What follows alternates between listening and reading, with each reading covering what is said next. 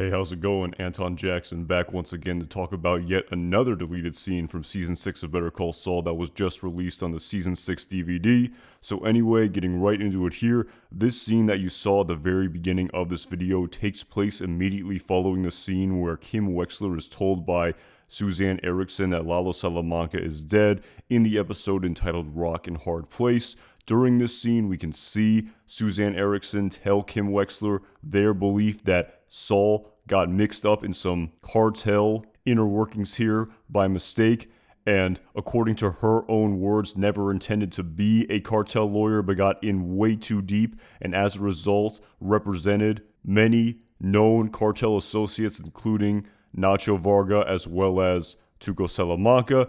A couple years back, Jimmy McGill represented Ignacio Varga, a local dealer. Now, Varga is a known associate of Tuco Salamanca. Jimmy was involved in getting Tuco a reduced sentence on an assault and battery charge shortly after he represented Varga. And now, here he is, representing Eduardo Salamanca under the assumed name de Guzman. She then goes on to tell Kim that Saul also represented a man under the false pretenses that his name was Jorge de Guzman, when in actuality his name is really Lalo Salamanca.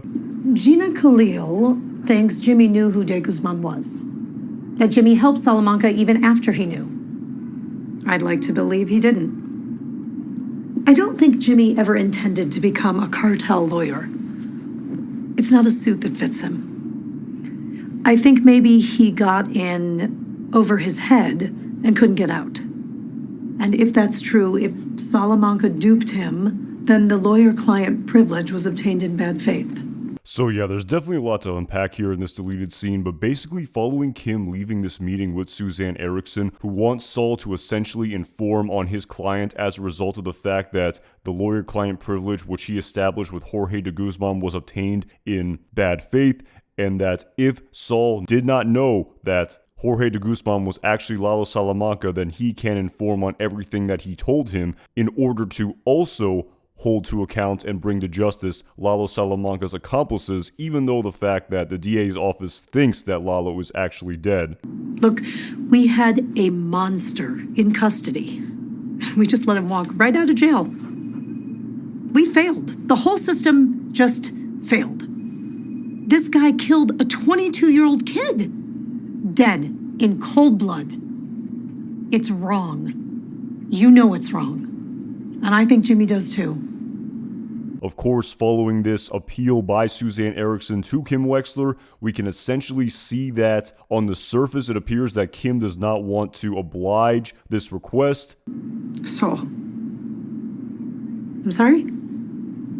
He practices now under the name Saul Goodman, although I distinctly remember you referring to him as a scumbag. And this is absolutely confirmed to us later in this episode when she tells Saul, aka Jimmy, that Lalo is actually dead. Of course, a very sort of complex backstory here where Saul was told at the end of Season 5 of Better Call Saul that Lalo was going to die, thus making him believe that he was already dead, and him putting on an act here pretending that he is shocked to hear this news from Kim Wexler. Of course, following Kim then telling Saul what was told to her during this meeting with Suzanne Erickson, Saul inquiring on what he should do as a result of this, with Kim then saying it's up to him on whether or not he wants to be a friend of the cartel or he wants to be a rat. And of course, a very sort of telling scene here with Kim Wexler really sort of embracing in the moment this Saul Goodman persona that we saw her initially sort of creep into at the very end of Season 5 of Better Call Saul in the episode entitled Something Unforgivable, where she initially enacts this plan to discredit Howard Hamlin in order to speed up the settlement of the Sandpiper Crossing case.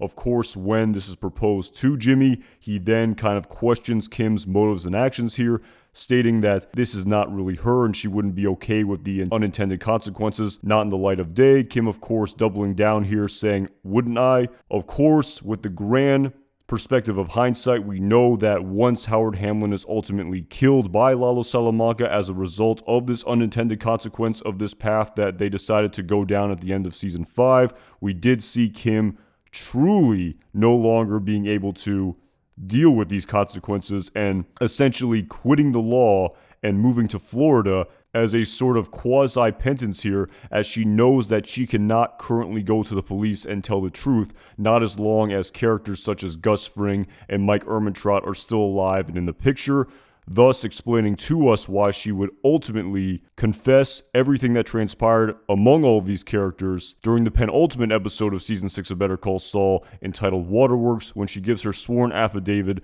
to the Albuquerque DA's office, as a result of Gus Fring and Mike Ehrmantraut no longer being looming threats that could take reprisals against Kim essentially being a rat.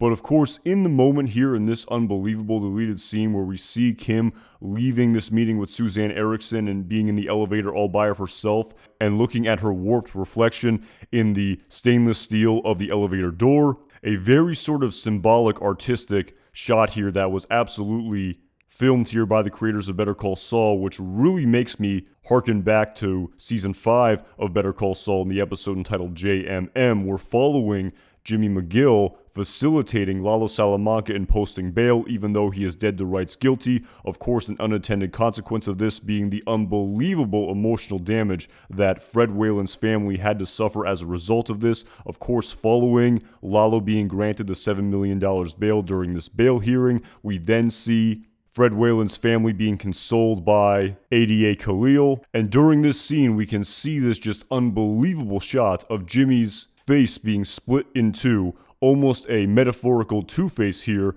as a result of the reflection in the marble in the courthouse.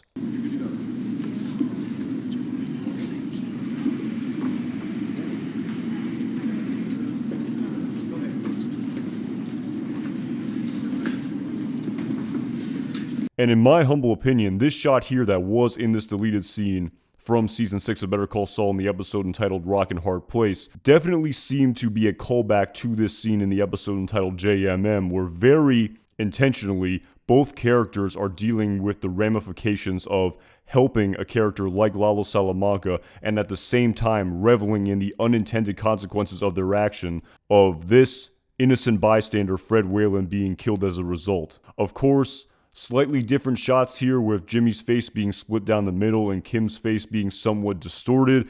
Again, we can only speculate as to what the meaning is here behind the distortion of Kim's face here in the elevator, potentially being some symbolism surrounding her bending of her moral compass in order to be this amigo of the cartel along with her current husband, Jimmy McGill. Again, definitely up to the interpretation of the audience, and I definitely would love to know what other people think surrounding this shot here in this deleted scene. But yeah, very intentional callback by the creators of Better Call Saul. And truthfully speaking, I wouldn't have minded this scene being presented in the final cut of this episode. And I really do wonder why at the end of the day they decided to omit this scene if it wasn't just for time constraints that come as a result of producing television where the show has to fit in the exact allotment of time. But with Better Call Saul definitely stretching beyond the 1 hour mark, including commercials, it definitely seems as though this scene could have been left in the episode had the creators decided to. But yeah, at the end of the day, really cool scene here to sort of see this additional perspective of Kim Wexler following this meeting with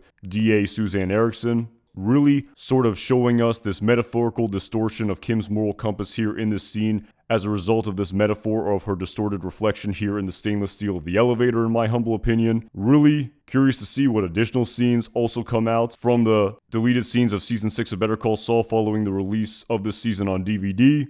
And as always, my name is Anton Jackson. Thank you again so much for watching this video.